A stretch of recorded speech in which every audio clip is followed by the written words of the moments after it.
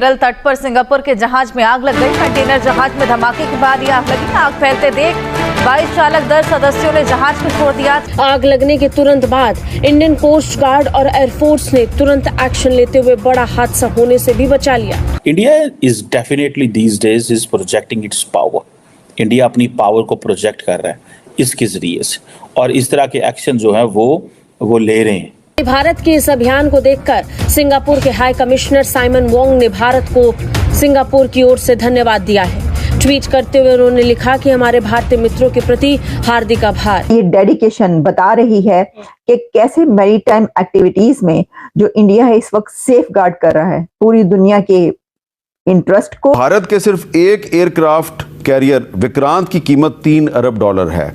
पाकिस्तान हथियारों की खरीदारी के लिए 1.7 अरब डॉलर मुख्तस करता है, जबकि भारत हथियारों की खरीदारी के लिए $22 अरब मुख्तस करता है। 15 साल पहले पाकिस्तान जो था वो वाटर अबंडेंट नेशन था पर कैपिटा, आज वो वाटर डिफिसिट नेशन है। हमारे पास 27,000 ग्लेशियर्स थे, आज वो 13,000 रह गए हैं। हमने बोला पानी नहीं मिलेगा।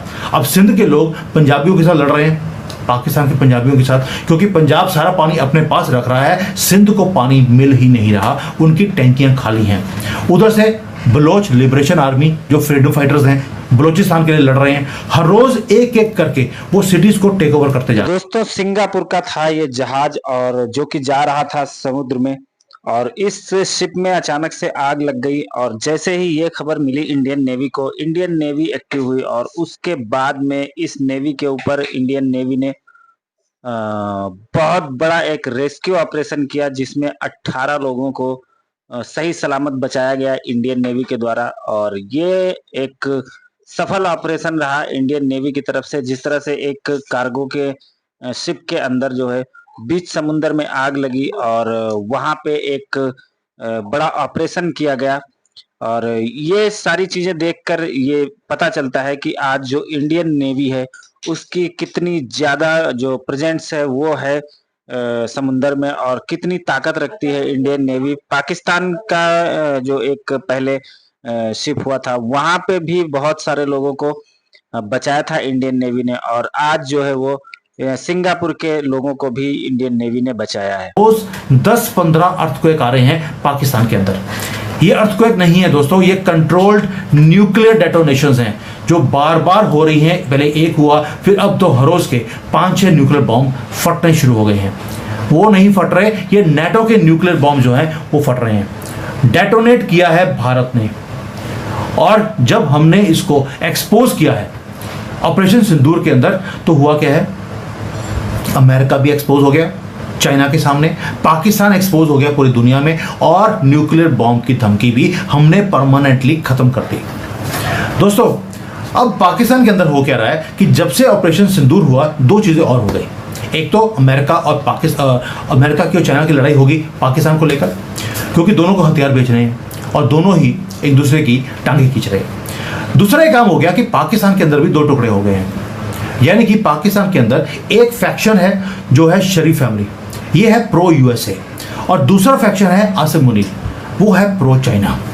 अब ट्रंप ने क्या किया, ट्रंप की फैमिली आती है क्रिप्टो इन्वेस्टमेंट फंड देने के लिए, ताकि शरीफ की फैमिली उसको यूज करे और हथियार खरीदे अमेरिका से। इसलिए जैसे ही वो क्रिप्टो करेंसी का इन्वेस्टमेंट फंड आया है शरीफ फैमिली के पास, उन्होंने अमेरिका को बोलना शुरू कर दिया, हमें आपका डिफेंस सिस्टम चाहिए। यानी कि ये जो क्रिप्टो इन्वेस्टमेंट है इसको सिक्योरिटी भी चाहिए। तो शरीफ फैमिली ने क्या किया, जो फिजिकल एसेट्स हैं पाकिस्तान के, उसको कोलेटरल एक तरह से रख दिया क्रिप्टो के पास, कि भैया अमेरिका के पास, कि आप हमारे एयरपोर्ट, हमारे पोर्ट्स सारे आपको गिरवी रखे, बस आप जो है हमें हथियार दे दो इसके बदले।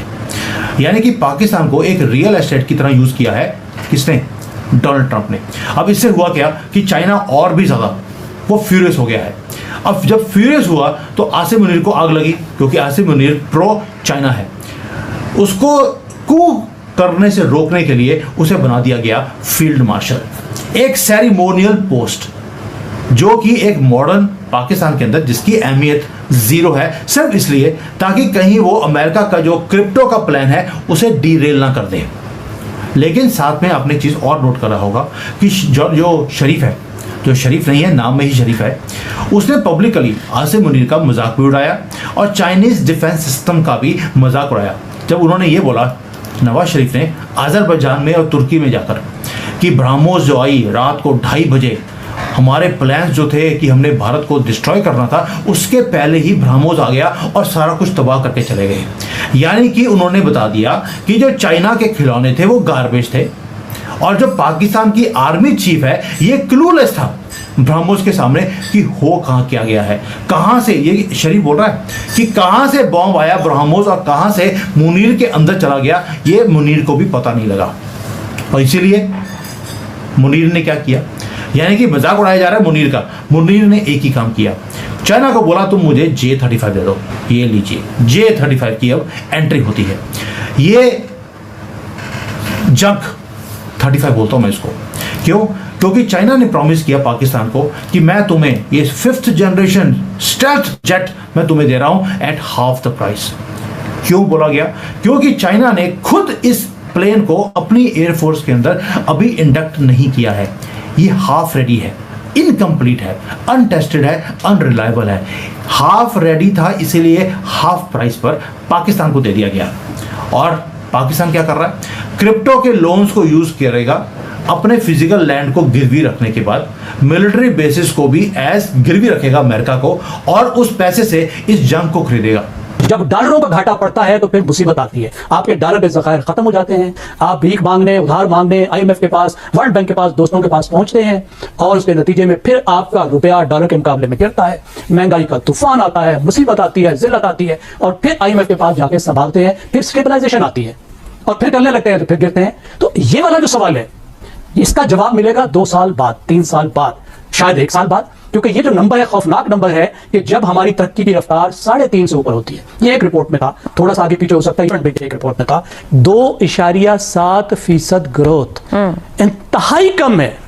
इतनी बड़ी आबादी वाले मुल्क में 2.5% जहां आबादी की रफ्तार हो, जहां पे इतनी बड़ी मुसीबत हो, 20 लाख नौजवान नौकरियों के लिए हर साल नए निकलते हों, उनको नौकरियां ना मिलती हों।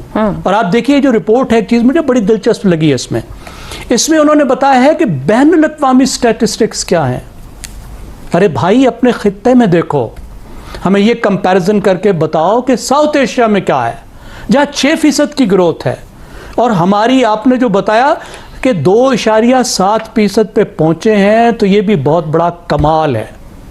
तो I think there are huge challenges ahead जो अभी करने हैं। ज़ैनब साहब, कतई कलामी की माज़रत, आप जिसे चलें ये कमाल है, ये असल है, जेन्युइन है जहां तक पहुंचे हैं, क्योंकि जब आप इसकी जेन्युइनिटी की बात कर रहे हैं तो हमारे इस वक्त अगर हम कौमी पैदावार के मुकाबले में कर्जे की बात करें तो वहां भी एक इंप्रूवमेंट दिखाई दे रही है कि